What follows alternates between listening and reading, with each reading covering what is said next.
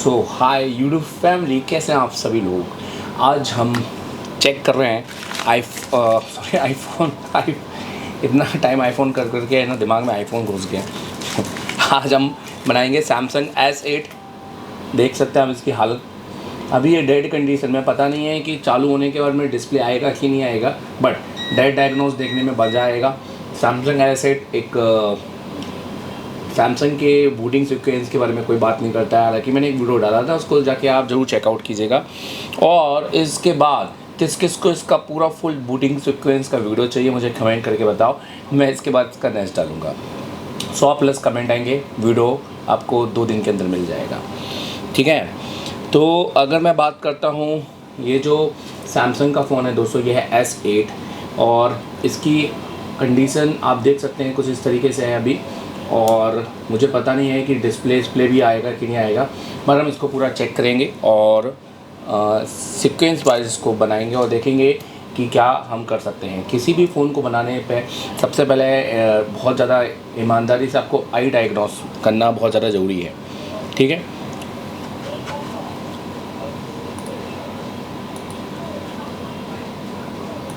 तो चलिए कैमरा चालू करते हैं।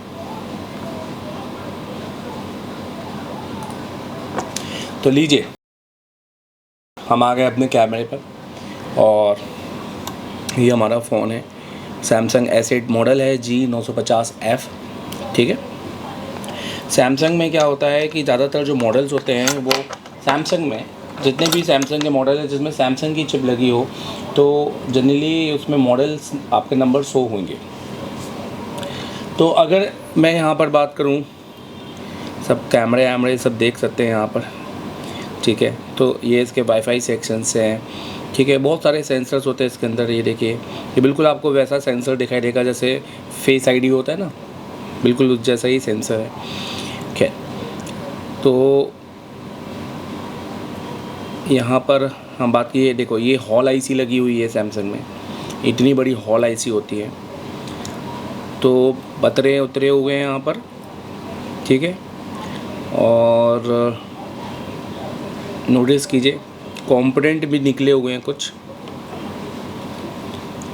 ये देखिए कंपोनेंट भी कुछ निकले हुए हैं, पतरे भी निकले उतरे हुए हैं और कंपोनेंट्स भी निकले हुए हैं। आई होप कि CPU और जो UFS उस पर काम ना हुआ हो, क्योंकि अगर उस पर काम हुआ होगा तो ये बैटरी कंडीशन में होगा सेट बनाने के, ठीक है। ये देखिए, इसमें डुअल डेकर होता है, ये देखिए नोटिस कीजिए। ये ऊपर रैम है, नीचे CPU है और इधर आपका UFS लगा हुआ है। यहाँ पर भी मुझे लग रहा है कि हीट मारी है, क्या है, थोड़ा सा आप देख सकते हैं पेस्ट, ठीक है। ये देख सकते हैं, देख रहे हैं, या तो रोजिन मार के कोई शॉर्टिंग निकाली है सेट की। कैमरे निकाल देता हूँ। सैमसंग के कैमरे आते थे बहुत बढ़िया, कुछ भी कहो, एक नंबर कैमरे होते थे सैमसंग के, मतलब आप अलग ही लेवल के होते थे सैमसंग के कैमरे। ये देखो भाई साहब, इतना बड़ा कैमरा सैमसंग में, हाँ, कोई दे दे कोई दूसरा फ़ोन। खैर, सबसे पहले दोस्तों हमेशा ध्यान रखिएगा, डेड फ़ोन बनाने के लिए हमें देखना होता है कि हमारा जो BBAT की रीडिंग, बैटरी करेक्टर की रीडिंग क्या बता रही है। क्योंकि बैटरी करेक्टर की रीडिंग हमें बताती है कि प्राइमरी लाइन, और 2 तरह की हमारी सप्लाइयाँ होती हैं, एक होती है प्राइमरी और एक होती है सेकेंडरी। प्राइमरी सप्लाई को हम कहते हैं BBAT और सेकेंडरी सप्लाई को कहते हैं हम BPH। बट यहाँ पर फ़ोन हमारा कॉलकॉम का CPU नहीं है, कॉलकॉम के CPU में हम BPH कहेंगे। यहाँ हमारा फ़ोन है सैमसंग में प्राइमरी सप्लाई जो होती है उसको कहते हैं B बैटरी, और जो सेकेंडरी सप्लाई होती है उसको कहते हैं बैटरी SYS। आइए, तो इसके लिए मैं डायग्राम भी आपके साथ लेके चलूँगा। सैमसंग में यहाँ पर 950F अभी इस समय मैं यूज़ कर रहा हूँ प्रेग्मा फिक्स, ठीक है। पर मैं आपको बता दूं कि प्रेग्मा फिक्स और बोर्नियो ज़्यादा थोड़ा बेटर है, क्योंकि जब मैंने इसके बिटमैप को चेक किया, हालांकि इसमें बहुत काम कर चुका हूँ, इसके बिटमैप में गलतियाँ हैं और बोर्नियो के बिटमैप में जबकि सही एक काम दिया हुआ है। तो सबसे पहले हम बैटरी करेक्टर पे जाएंगे। ये देखिए, और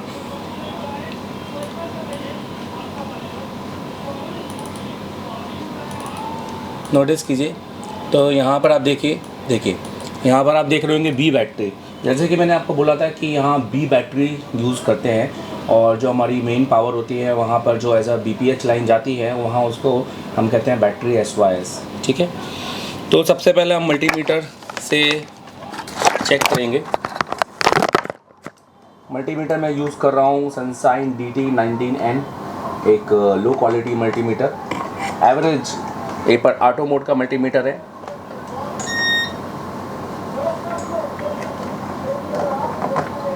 ठीक है, तो ये देखिए, आई होप कि आपको मल्टीमीटर दिख रहा होगा।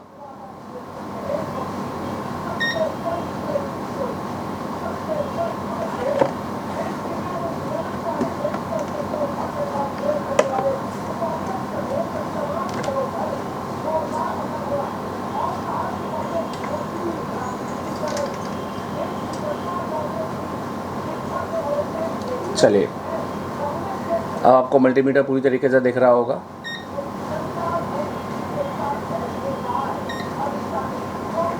सबसे पहले हम अपने बैटरी को चेक करेंगे, तो हम डायोड मोड पे रखेंगे।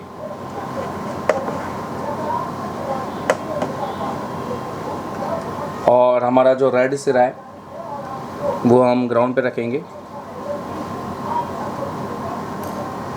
और जो हमारा ब्लैक सिरा है उससे हम बैटरी को चेक करेंगे। तो ये यहाँ पर बता रहा है 605, दैट इज़ ओके। अब रिवर्स करेंगे, सो इट्स अबव, अगर मैं बात करूँ it is above, it is near by, अगर मैं बात करूँ 1200 और it's above 1000, that mean it's all good. 1000 के ऊपर होना चाहिए। मैंने हालांकि एक वीडियो देखा था उसमें क्या ही बता रहे थे, बट ठीक है।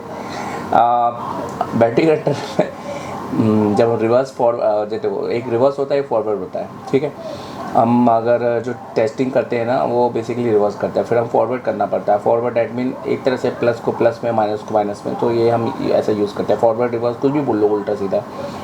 तो एक और हमारा रीडिंग आता है 700 आना चाहिए, 252, और एक आना चाहिए हमारा रीडिंग, जो हमारा आना चाहिए दोस्तों वो आना चाहिए 1000 के ऊपर, राइट। ठीक है, ये देखिए, ये आपका ग्राउंड का GR है ना। तो इसका मतलब है कि अगर मैं इसकी टेस्टिंग करूं तो मुझे ये जो BPH लाइन है, ये जो लाइन दिखाई दे रही है, इन लाइनों पे मुझे कोई भी कंपोनेंट शॉर्ट नहीं मिलेंगे। फ़िलहाल तो मुझे ये ऐसा लग रहा है।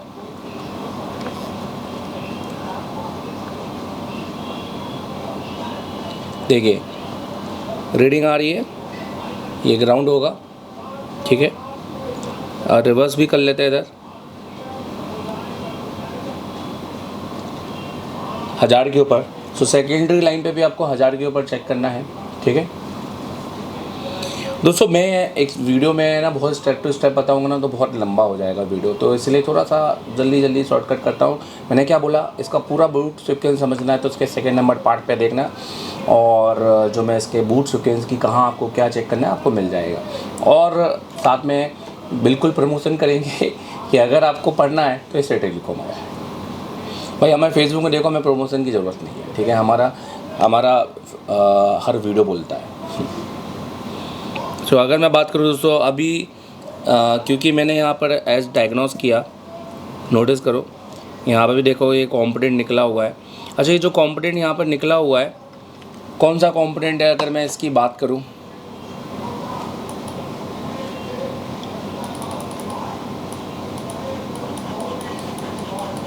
तो ये UFS के बगल में है।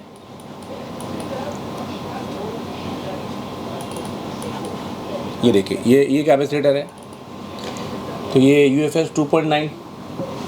ठीक है, और यहाँ पर भी देखिए, यहाँ पर भी कुछ कंपोनेंट निकले हुए हैं। तो ये कंपोनेंट भी, ये मेरा बक लाइन के कंपोनेंट है हालांकि, बट अगर हम बात करें इसके अलावा, आप देखो यहाँ पर भी ये कंपोनेंट निकला हुआ है।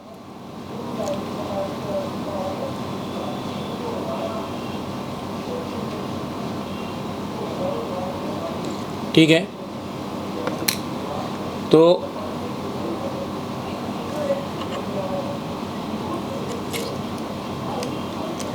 यहाँ पर भी एक कंपोनेंट निकला हुआ है, इसको टेस्टिंग कर लेते हैं।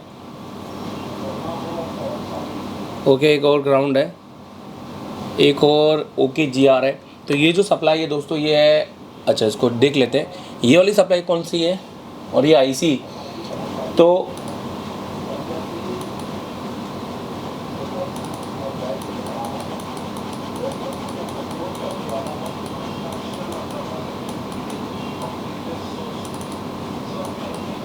नोटिस कीजिए ये IC के बगल में, तो यहाँ पर भी एक कंपोनेंट है 2.9। मेरे को लग रहा है कि ये जो सप्लाई तो ऑब्वियस है कि एक UFS के 2.9, मतलब आप इसको अगर मैं उसमें बात करूँ, एक नॉर्मल कॉलकम की चिप की बात करूँ, अगर उसमें एक MEMC लगी हो तो इसको हम कहेंगे VCC। ये हमारा VCC 2.8 जो आता है हमारे, तो यहाँ पे UFS को 2.9 वोल्टेज मिल रहा है। तो यहाँ पर मेरे को लग रहा है कि इसकी शॉर्टिंग वोटिंग होगी, उस चक्कर में, इसको निकालने के चक्कर में इसने डायरेक्ट ये कंपोनेंट यहाँ से खींचा होगा, ठीक है। क्योंकि दोस्तों ये जो पैड है ना, ये जो पैड, ध्यान दो, ये जो पैड है ये जनरली तभी निकलते हैं जब कंपोनेंट को ट्रूजर वूजर से निकालो, और ये वाले काम जो करते हैं ये बहुत बिल्कुल नहीं करना चाहिए आप लोगों को। और मैं आपको बिल्कुल हिदायत दूंगा कि प्लीज़ ये मत करें। ये एक बेबी मतलब इनोसेंट जैसा फील होता है कि आप कंपोनेंट को उखाड़ रहे हैं। आप खुद सोचिए कि कंपोनेंट को आप उखाड़ेंगे ना तो क्या होगा, उसकी जो नीचे जिस पैड पे वो लगा हुआ है, सरफेस की बात करें, तो वो भी उखड़ेगी, और वो उखड़ेगी तो ट्रैक भी ले जा सकती है। सो प्लीज़ इसको उखाड़िए नहीं, ठीक है। तो एक बार जल्दी शॉर्टिंग वॉटिंग चेक कर लें, क्योंकि वो बहुत ज़रूरी है। किसी भी डायरेक्ट फ़ोन में हमेशा पहले शॉर्टिंग चेक की जाती है, क्योंकि देखो मैंने पहले शॉर्टिंग जहाँ चेक की प्राइमरी और सेकेंडरी लाइन में, अब मैं दुनिया भर के कैपेसिटर में एक बार चेक कर लूँ।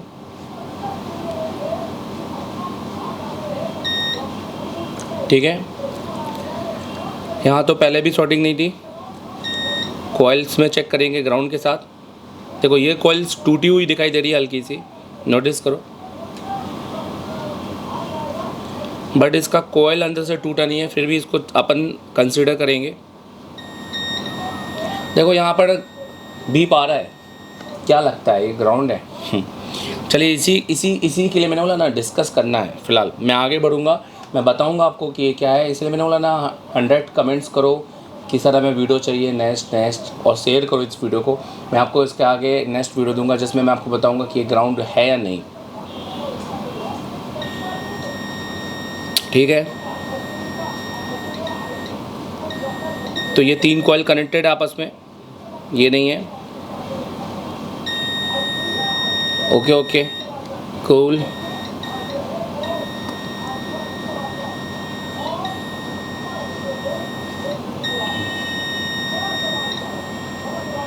ठीक है, ये भी कनेक्टेड है। ओके, ये 4 कॉइल कनेक्टेड है। ओके, तो बहुत ज़रूरी है स्टेप टू स्टेप काम करना दोस्तों, क्योंकि डायरेक्ट वोल्टेज चेक करना भी इज़ नॉट गुड। पहले आप सारे GR चेक कर लो। ओके, ठीक है। यहाँ पर आप देख रहे हैं क्रिस्टल IC लगी हुई है, ठीक है, 26 मेगाहर्ट्ज़ ऑक्सीलेटर, ठीक।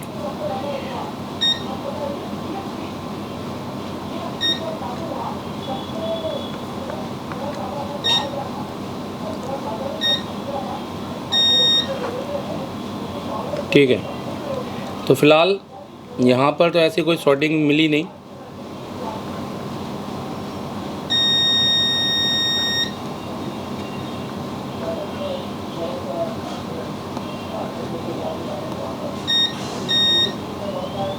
देखो दोस्तों, ये जो 4 लैख कैपेसिटर है, एक्चुअली 4 नहीं है 2 है, इनको ऐसे चेक करते हैं क्रॉस में, ठीक है। ये जो 2 IC आपको दिखाई दे रही हैं सैमसंग S8 में, ये कैमरा IC होती है, ये कैमरे के लिए एक वर्क करती हैं IC। ये जो यहाँ पर आपको आईसी दिखाई दे रही है, ठीक है, ये जो आईसी है दोस्तों, ये यूएफएस मतलब यूएफएस के बूस्ट वोल्टेज, मतलब यूएफएस वोल्टेज निकालती है एक तरह से।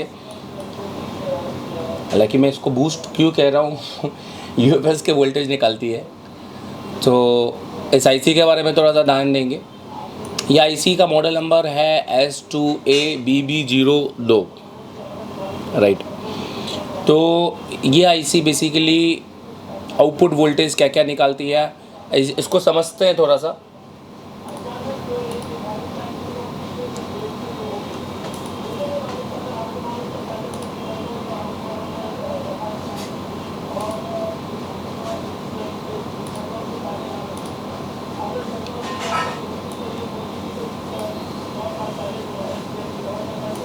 तो नोटिस कीजिए इस आईसी पर बेसिकली यहाँ बी बैट आप देख सकते हैं, मतलब ये इनपुट है, ये यहाँ I2C है, लाइन आ रही है, मेमोरी है, HCL CPU से ही आती है।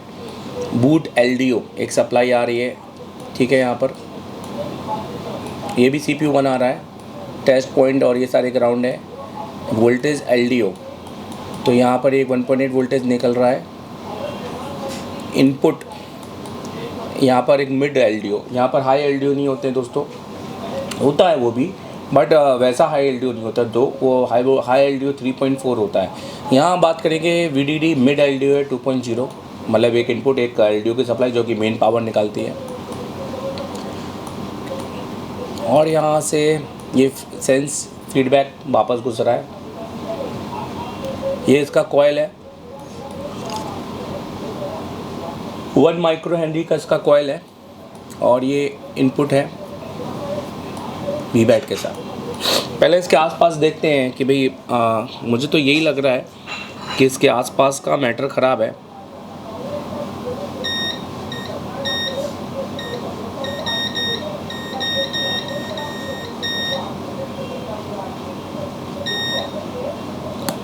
एक मिनट, सॉरी, मैं आपको कैमरा नोटिस करो।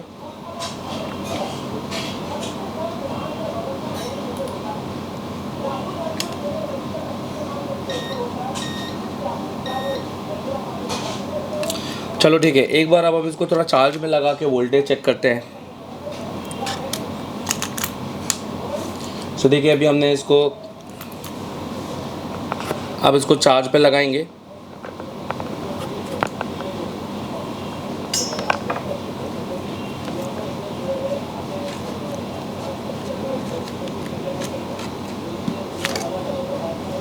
तो देखने वाली बात है दोस्तों, यहाँ पर है ना 0.60 आया था, नोटिस करो 0.60, 0.60, ठीक है, और 0.60 तो आपको पता है CPU MMC की रीडिंग होती है। खैर, अब हम मल्टीमीटर को सेट करेंगे वोल्टेज में।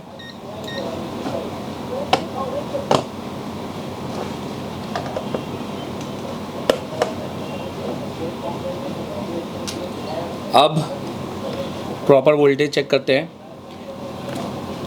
इन कैपेसिटर पे हमारा सेकेंड वोल्टेज बनना चाहिए 3.9, 4.0, दैट इज़ गुड। इन सारे कॉइलों पे वोल्टेज बनना चाहिए दोस्तों, इन सारे कॉइल, ये देखो यहाँ पे 0.8 बन रहा है, विच इज़ गुड।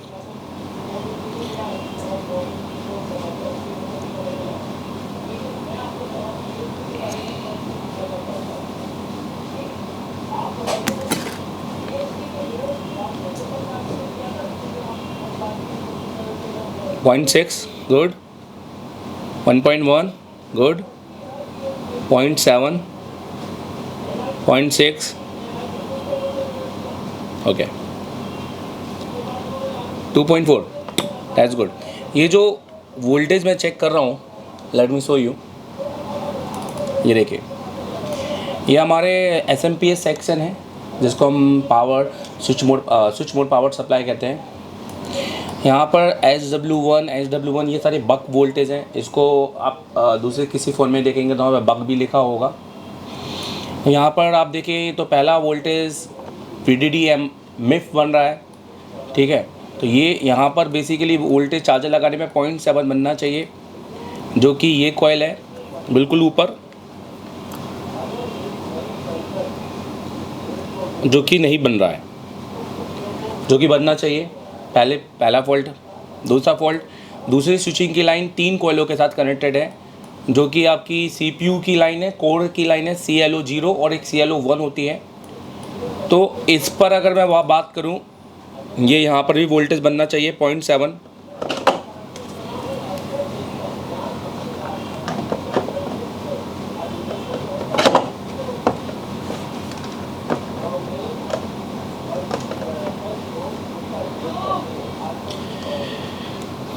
तो यहाँ पर भी वोल्टेज बनना चाहिए 0.7। देखिए कोई भी वोल्टेज यहाँ पर नहीं बन रहा है।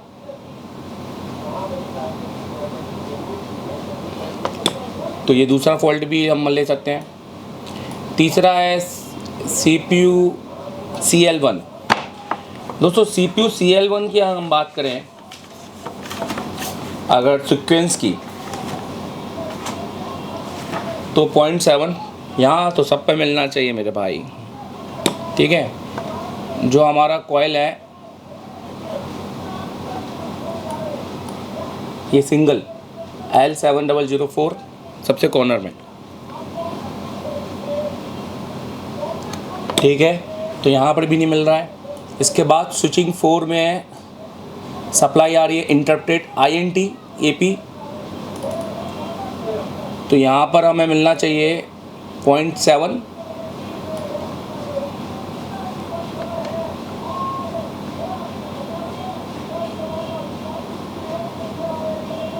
ओके, तो ये भी डाउन है। फिर हम बात करेंगे L7016 जो कि कैम है, ये मिडिल दूसरे नंबर पे, ठीक है, ये भी डाउन है और इसमें सेंस की सप्लाइयाँ भी हैं। फिर हम स्विचिंग थर्ड की बात करेंगे G3D, ठीक है। तो ये हमारे CPU की सप्लाई है और ये हमारे थर्ड नंबर पे है बड़ा कॉइल।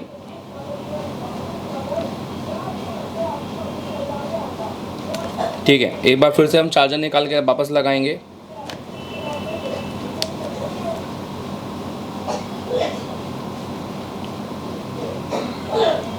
No voltage. फिर उसके बाद स्विचिंग 7 में जाएंगे, मेमोरी MEM,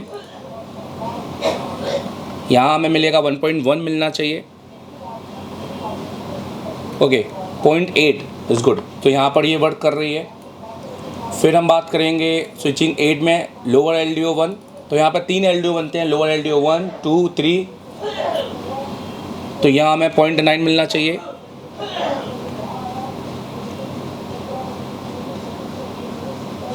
ओके, ठीक है, गुड। लोअर LDO 2,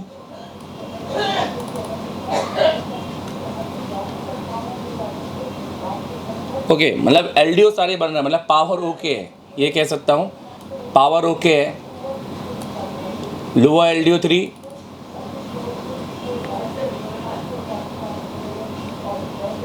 ओके, और उसके बाद मिड LDO 2.0, यहाँ पे 2 वोल्टेज मिलना चाहिए अप्रॉक्स। ये नहीं, एक मिनट, ये 1.3 वाला है।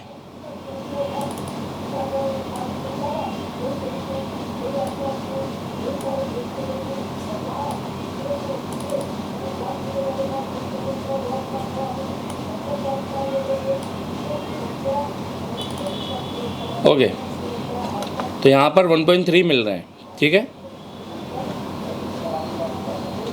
तो ये नोटिस करो थोड़ा सा, यहाँ पर 2 वोल्टेज चाहिए थे, देखो यहाँ पे लिखे हुए 2.0।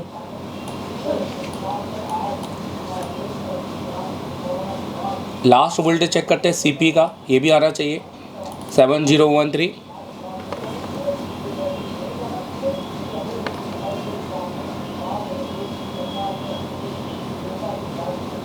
ठीक है, तो कंसीडर ऑफ पार्ट ये है कि वोल्टेज तो बन रहे हैं, कुछ वोल्टेज नहीं बन रहे हैं, आधे बन रहे हैं आधे नहीं बन रहे हैं, तो भी भाई ये CPU का भी मामला हो सकता है। पावर तो बिल्कुल ओके है, पावर पे कोई काम नहीं करना, ये बात तो डन है। अब बात ये है कि CPU उठा के या रैम उठा के चेक किया जा सकता है, बट फ़िलहाल हम अपना और डायग्नोस थोड़ा सा देखते हैं, क्योंकि हमें जो पहले पे डाउट है उस पर हम पहले जाएंगे। यहाँ पर मुझे इस IC पर थोड़ा सा डाउट लग रहा है ये, क्योंकि इस IC का कंपोनेंट वहाँ भी निकला हुआ है और यहाँ भी, यहाँ उखाड़ के निकाला है। तो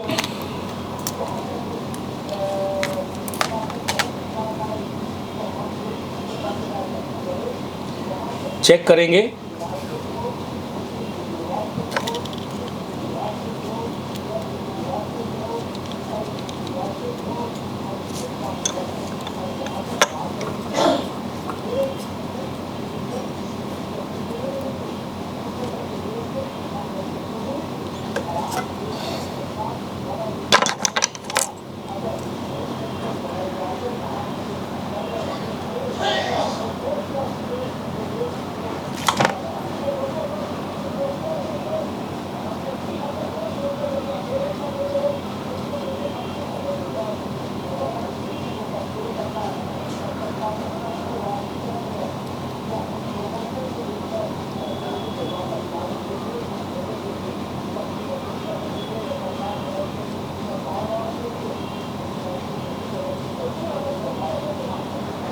ओके, तो यहाँ तो बुरा हाल है IC का।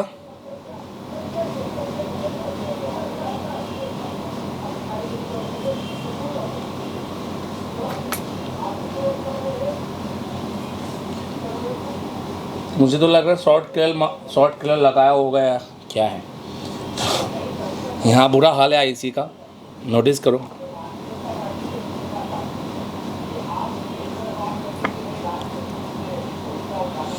तो हमें ये पैड समझना होगा।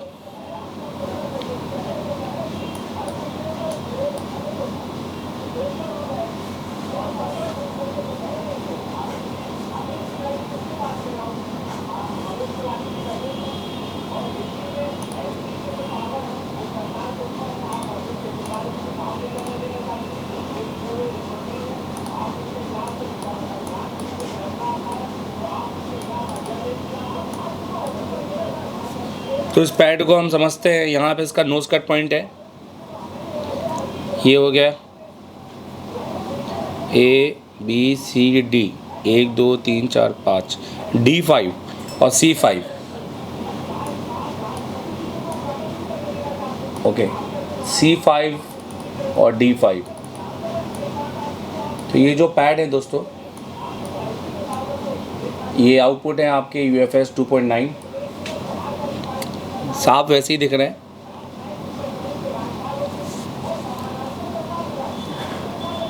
तो पहले तो हम क्या करेंगे,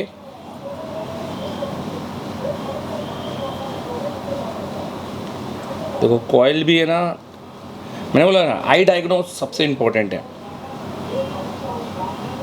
हम CPU पे उसके बाद CPU ही निकालने वाले हैं, पावर का उठाने का कोई सीन ही नहीं बनता। यहाँ हम क्या करेंगे कि सबसे पहले हम सारे पैडों का GR उठाएंगे, बहुत ज़रूरी है। हो सकता है कि कोई लाइन शॉर्ट हो, ठीक है।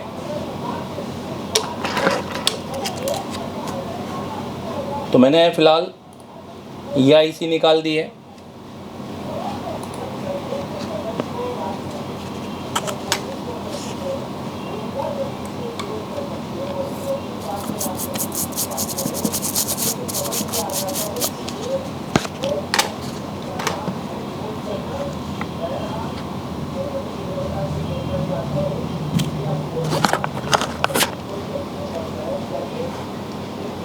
तो अब हमें GR उठाना है।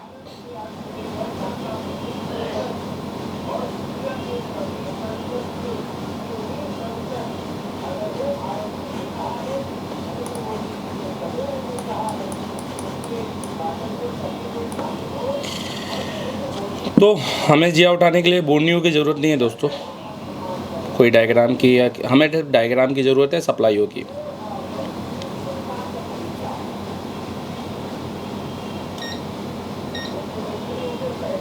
तो सबसे पहले हम बात करेंगे A1 हमारा बी बैट है, तो वही हमारा बी बैट का GR। अब हम बात करेंगे, ये पूरी लाइन एक साथ चेक कर ले, B4 C B5 ये हमारा HDSCL है, तो AB ये 4 5 हो गया, देखो आ रहा है GR, ठीक है। C2 हमारा ICN, तो ये हमारा सारा लाइन ग्राउंड है, और BBEN पे हमारा GR C4 पे आना चाहिए, ठीक है। C2 ग्राउंड, B2 ग्राउंड, ए मिड, C4 B4 के साथ कनेक्टेड है, तो B2 कनेक्टेड है C4 के साथ, तो ये हमारा जो C4 है ये कनेक्टेड है B2 के साथ, ठीक है। देखो कनेक्शन है, ठीक है, ये भी क्लियर हो गया। अब हमारा A5 A3 A4, A5 ground, B3 ground, A4 ground, ठीक है। अब हम इधर आ जाएंगे, अब हमारा C1 और D1 ये भी इन है, ये C1 GR आना चाहिए D1 पे भी, ठीक है। C3 और D3 तो ग्राउंड आएगा,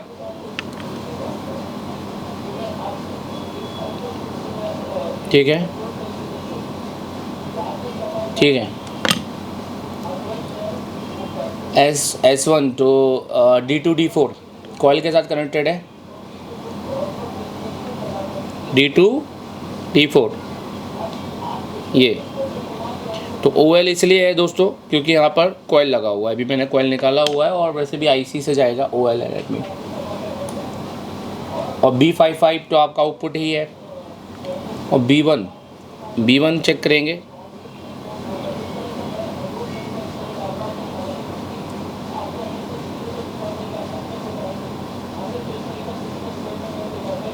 ठीक है, और A1 A2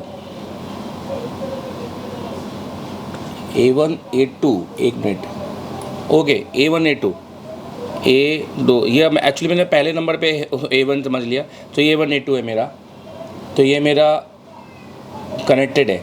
एक्चुअली में क्या है कि ये जा रहा है ICO के साथ।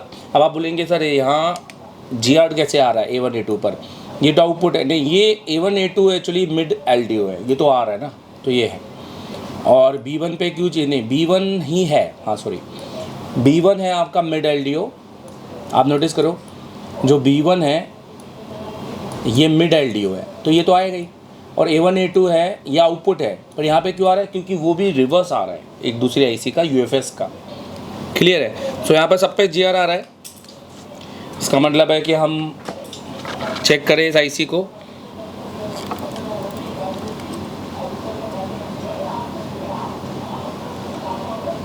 और एक माइक्रो जंपर देके देखते हैं कि हो रहा है कि नहीं हो रहा है।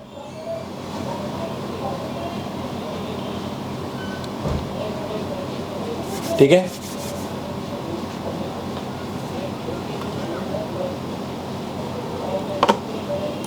दिया लगा था।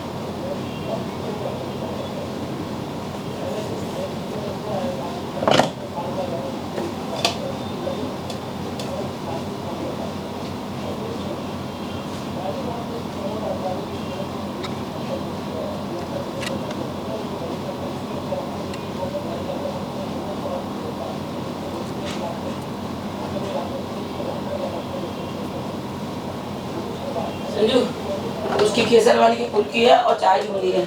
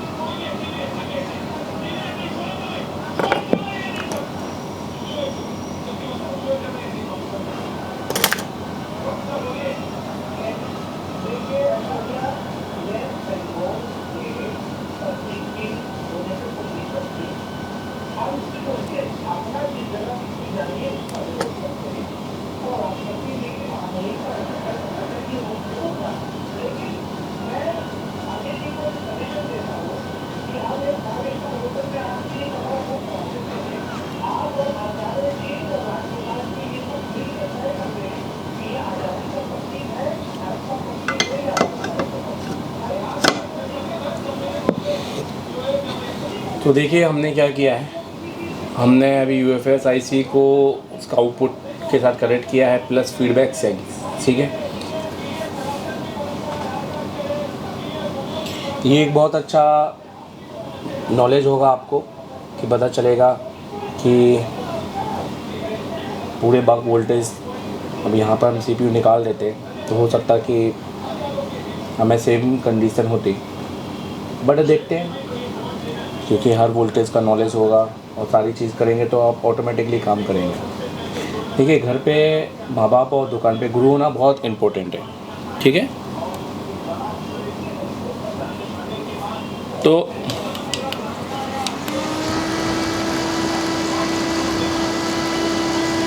मैंने भी एक आईफोन कोर्स डिज़ाइन किया है। देखिए वो आईफोन कोर्स को लेके लोगों को लग रहा है कि मैंने एक ही कोर्स में 6 लेके 12 डाला है, या उनको लग रहा है यार 6 क्या ही पढ़ेंगे, अभी तो 12 आ रहा है। ये कोर्स मैंने ख़ास तौर पे उनके लिए डाला जो सर्किट को समझना चाहते हैं। आप अगर सर्किट को 6 को समझेंगे तो ही तो आप X और 10, 11 के सर्किट समझेंगे। और इतना कम दाम पे कोर्स है, 6000 में। आप बताइए कौन आपको आईफोन सिखाएगा, वो भी इतने लेवल पे जहाँ वो आपको NFC सर्किट सिखा रहे हैं, बूट सीक्वेंस सिखा रहे हैं, हर वो चीज़ जो आपको काम आ जाएगी। आप एक नैन प्रोग्रामिंग करेंगे, आप 2-4 नैन प्रोग्रामिंग करेंगे, आप वहीं से पैसा निकाल लेंगे। खैर, तो ये आप पर है। और उस कोर्स में कम से कम 300-400 के ऊपर कंटेंट है, 100+ वीडियो है, क्या नहीं है उस कोर्स में। खैर, तो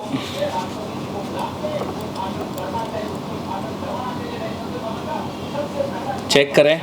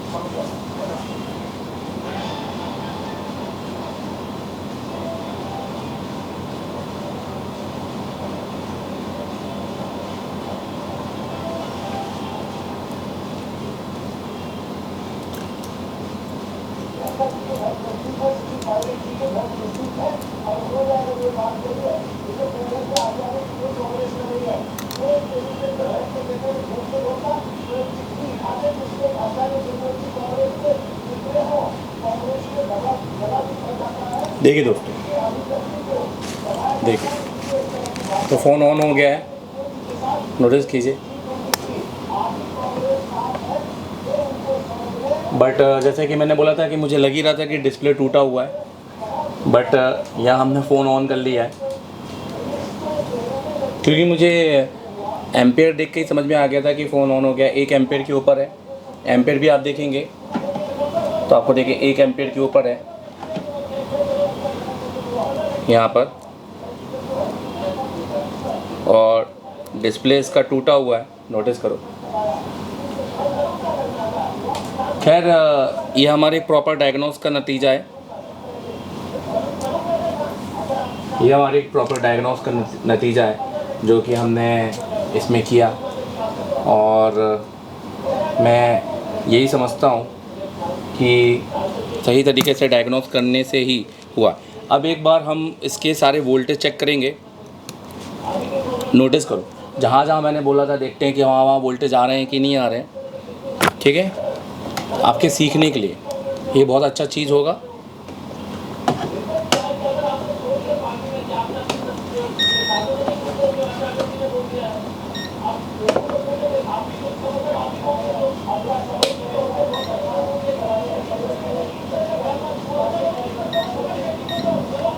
देखिए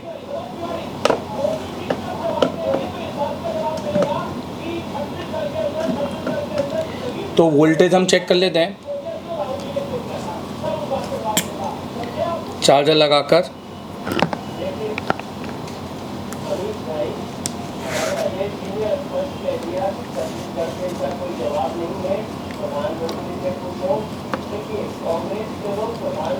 तो नोटिस करो मैं वोल्टेज चेक कर रहा हूँ यहाँ पर सारे,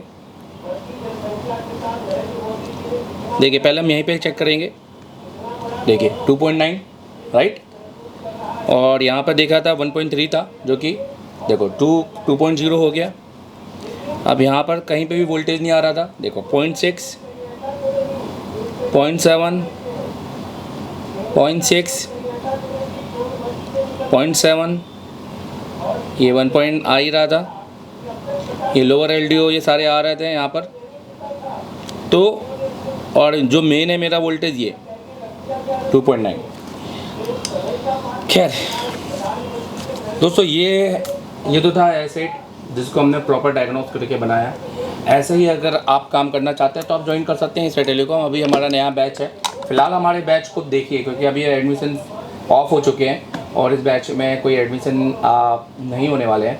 तो फ़िलहाल हमारे बैच को देखिए, फेसबुक में जाइए और लाइव देखिए और देखिए उनका जोश जुनून कि 12 घंटे हम कितना सिखा रहे हैं। और दोस्तों सच बताएं, मैं हमेशा ये चीज़ ही कहता हूँ कि 1 महीने में आप सीख नहीं सकते हैं। आप ये बात मानिए, आप 1 महीने में सीख नहीं सकते हैं। तो आप सीखेंगे हमारे साथ 3 महीने, तो वो कैसे, इसके लिए कॉल लगाएं। एक एमओएलईडी का सर्किट दिया है 16 लाख का। आप बताओ किस किस को समझ में आया? प्रैक्टिकली क्या बात है। और एक्सक्लूसिव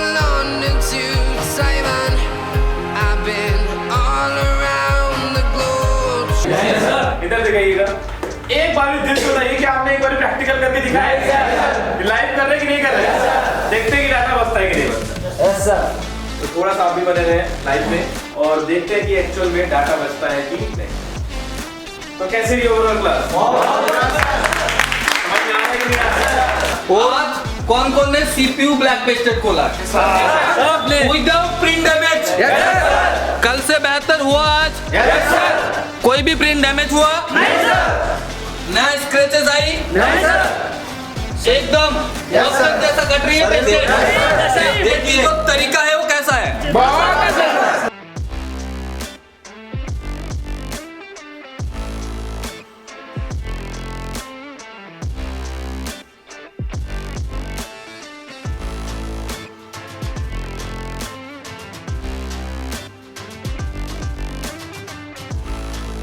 तो कॉन्फिडेंस लेवल के बारे में क्या बोलना चाहेंगे आप? बहुत इतना कॉन्फिडेंस फायदा नहीं है।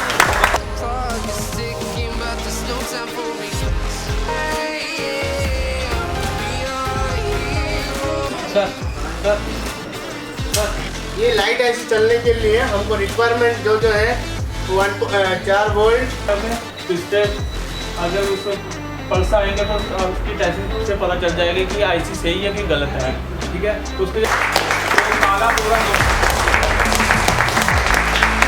ऐसे में जाता है जिसमें प्रोटेक्शन लगा हुआ है, टायर लगा हुआ है, टीजर टायर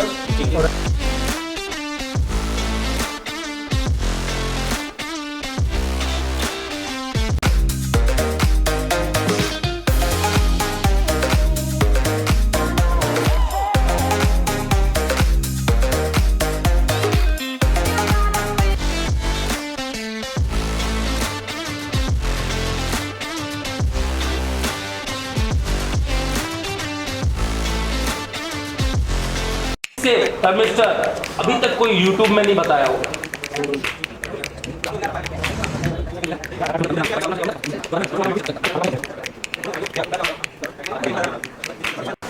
क्या नाम है आपका? संतोष। अभी आप क्या करने वाले हैं? तो सीपीयू निकल रहा हूँ। कौन सा फ़ोन है ये? MI Y1। Y1 है जी। तो अभी आप इसका CPU निकालने वाले हैं।